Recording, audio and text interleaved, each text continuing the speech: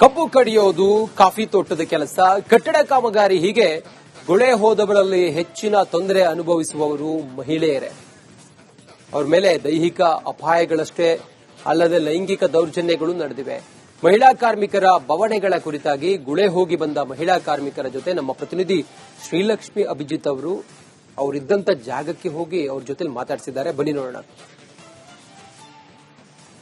ನೋಡಿ, ಇಲ್ಲಿ ಹೆಣ್ಮಕ್ಳಿದ್ದಾರೆ, ಅವರ ಭಾವನೆಗಳೇನು ಅಂತ. ಈ ಬರದ ಸಂದರ್ಭದಲ್ಲಿ ಅವರು ಗುಳೆ ಹೋಗ್ತಾರೆ, ಅವರ ಭಾವನೆಗಳೇನು ಅನ್ನೋದನ್ನು ಕೇಳೋಣ. ನಮ್ ಜೊತೆ ಸಾಕಷ್ಟು ಜನ ಇದ್ದಾರೆ.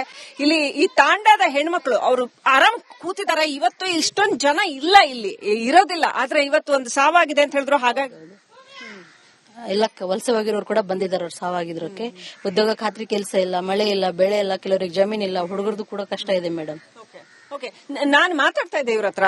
ತಾನು ಕೂಡ ಹಲವು ಬಾರಿ ವಲಸೆ ಹೋಗಿದ್ದೀನಿ, ಗುಳೆ ಹೋಗಿದೀವಿ, ಕೆಲಸ ಇಲ್ಲ, ಹಂಗಾಗಿ ದುಡಿಮೆ ಬೇಕು ಅಂತ ಹೋಗಿ. ಹೌದು.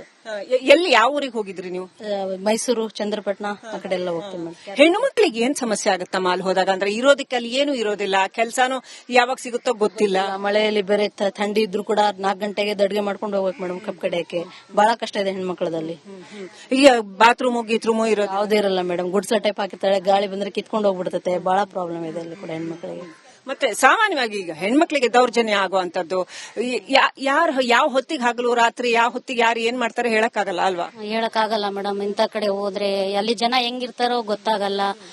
ಮತ್ತೆ ಅಲ್ಲಿನ ಪರಿಸ್ಥಿತಿನೂ 3 ಗಂಟೆ ಎದ್ದು ಅಡ್ಗೆ ಮಾಡಕ್ 3 ಟೈಮಿಂಗ್ಸ್ ಇಲ್ಲ ಎದ್ದು ಕೆಲಸ ಮಾಡಕ್ ನಮಗೆ. ಅಂತ ಪರಿಸ್ಥಿತಿ ಅಲ್ಲಿ ಇದೆ ನಮಗೆ. ಅಂತ ಪರಿಸ್ಥಿತಿಯಲ್ಲೂ ನಮ್ಮ ಮಕ್ಕಳನ್ನ ಕಟ್ಕೊಂಡು ಹೋಗ್ಬೇಕು ನಾವು ವಲಸೆ. ಮಕ್ಕಳದ್ದು ಎಜುಕೇಶನ್ ಇಲ್ಲ, ಹೊಲ ಇದ್ರು ಸ್ವಲ್ಪ ಮಾಡ್ಕೊಂಡು ಏನಾದ್ರು ಮಾಡೋಣಂದ್ರು ಹೊಲ ಸಮೇತ ಇಲ್ಲ ಇಲ್ಲಿ ನಮಗೆ. ಜಮೀನ್ ಇಲ್ಲ.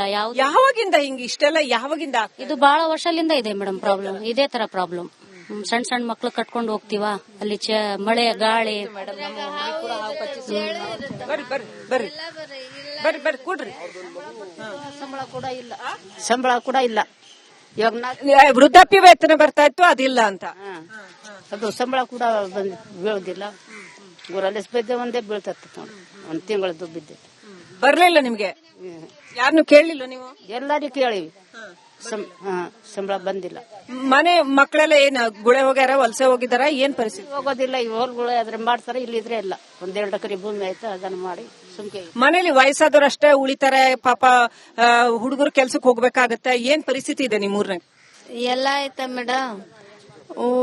ಹಾವು ಕಡಿತೈತೆ, ಚೇಳು ಕಡಿತೈತೆ. ಅಂದ್ರೆ ಯಾರು ಕೇಳೋರಿಲ್ಲ, ನೋಡ್ಕೊಳ್ಳೋರಿಲ್ಲ.